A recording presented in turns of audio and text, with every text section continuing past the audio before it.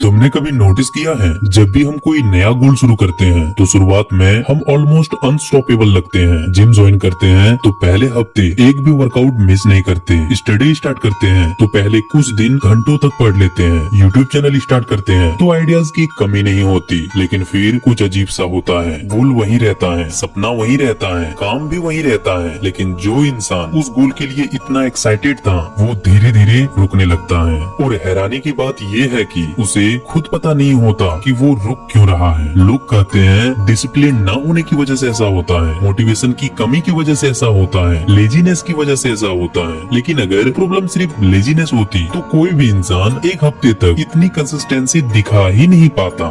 जरा सोच के देखो, जो आदमी रोज सुबह 5 बजे उठ सकता है वो अचानक 20 दिन बाद उठना क्यों छोड़ देता है। जो स्टूडेंट 10 दिन तक लगातार पढ़ सकता है वो 11वें दिन किताब खोलने का मन क्यों खो देता है। और सबसे इम्पोर्टेंट सवाल, आखिर ऐसा क्या होता है ब्रेन के अंदर कि जिस काम को हम कभी करना चाहते थे उसी काम को करने के लिए बाद में खुद को फोर्स लगाना पड़ता है। तो देखो, यहाँ प्रॉब्लम डिसिप्लिन की नहीं है और ना ही मोटिवेशन की है। प्रॉब्लम हमारे ब्रेन के अंदर एक साइकोलॉजिकल मैकेनिज्म की है, जिसे अगर तुमने समझ लिया तो तुम सिर्फ कंसिस्टेंसी ही नहीं बल्कि ह्यूमन बिहेवियर का एक ऐसा सीक्रेट समझ जाओगे जो एक्सप्लेन करता है कि लोग गोल क्यों छोड़ देते हैं। और ये मैकेनिज्म इतना पावरफुल है कि अगर तुम इसे नहीं समझे तो हर साल नए गोल बनाओगे और हर साल वही सर्कल रिपीट होगा। बट अगर तुमने इस वीडियो को एंड तक देख लिया तो आई प्रोमिस इस टॉपिक पे दोबारा तुम्हें कोई वीडियो देखना नहीं पड़ेगा, because this video is not about motivation, this video is about a psychological mechanism.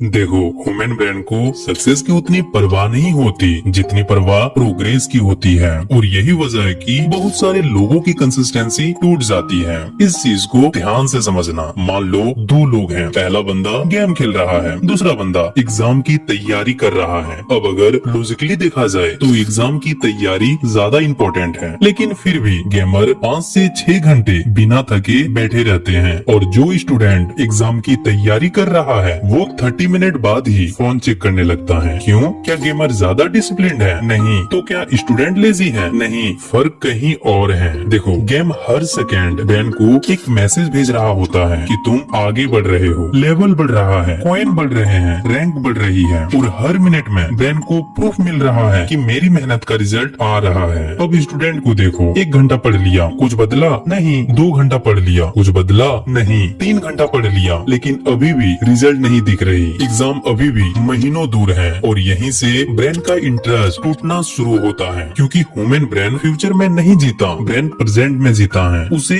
आज प्रूफ चाहिए। लेकिन स्टडी, जिम, यूट्यूब या बिजनेस जैसे गोल्स में प्रोग्रेस तो होती है लेकिन दिखाई नहीं देती। और इनविजिबल प्रोग्रेस ब्रेन के लिए ऑलमोस्ट इनविजिबल रिवॉर्ड बन जाता है।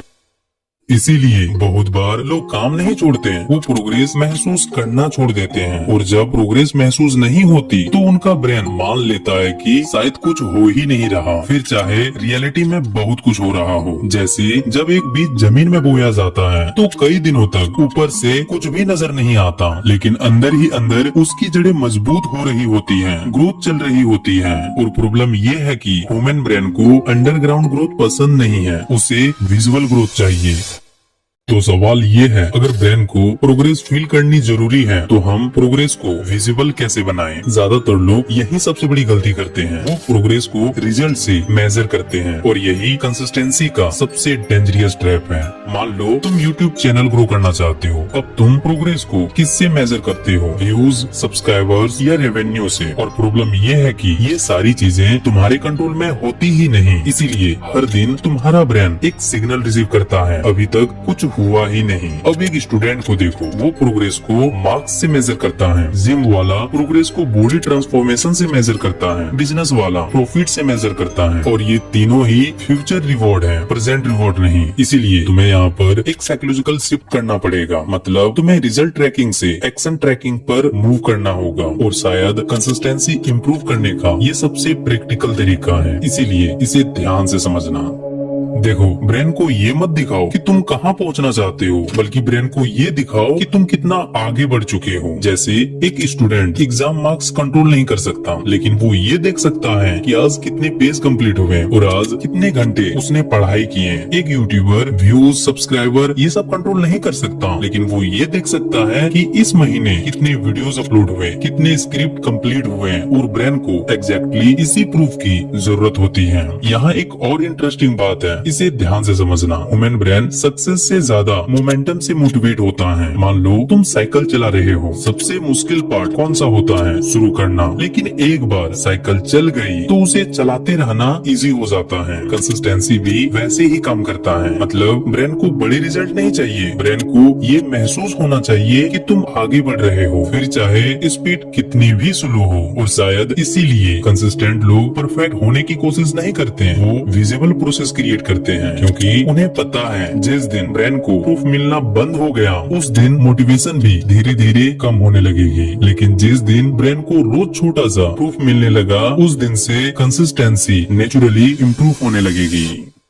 कंसिस्टेंसी टूटने की दूसरी सबसे बड़ी प्रॉब्लम, आज मेरा मन नहीं कर रहा। अगर तुम इस फीलिंग की गहराई में जाओगे तो तुम्हें समझ आएगा कि आज मेरा मन नहीं कर रहा ये कोई रीजन नहीं है, ये ब्रेन का आउटपुट है। तो सवाल ये है, ब्रेन ये आउटपुट जनरेट ही क्यों करता है? इस चीज को जरा ध्यान से समझना। क्या तुमने कभी सुबह उठकर ये बोला है, आज रील्स देखने का मन नहीं कर रहा, या आज फोन चलाने का मन नहीं कर रहा? शायद बहुत कम। लेकिन आज पढ़ने का मन नहीं कर रहा, आज जिम जाने का मन नहीं कर रहा, आज वीडियो एडिटिंग करने का मन नहीं कर रहा, ये हम बार बार बोलते हैं। क्यों? क्योंकि ब्रेन हर काम को दो चीजों से जज करता है। पहला, इसमें एफर्ट कितना लगेगा, दूसरा, रिवॉर्ड कितनी जल्दी मिलेगा। और ब्रेन लगातार ये कैलकुलेशन करता रहता है। अब मान लो तुम्हारे सामने दो ऑप्शन है। पहला, रील्स देखो, इंस्टेंट डोपामिन मिलेगा, मजा आएगा और तुम्हारा एफर्ट ऑलमोस्ट जीरो होगा। दूसरा, 2 घंटे पढ़ाई करो, 2 घंटे जिम करो या वीडियो एडिटिंग करो, यहाँ एफर्ट ज्यादा लगेगा और रिजल्ट शायद महीनों बाद मिलेगा।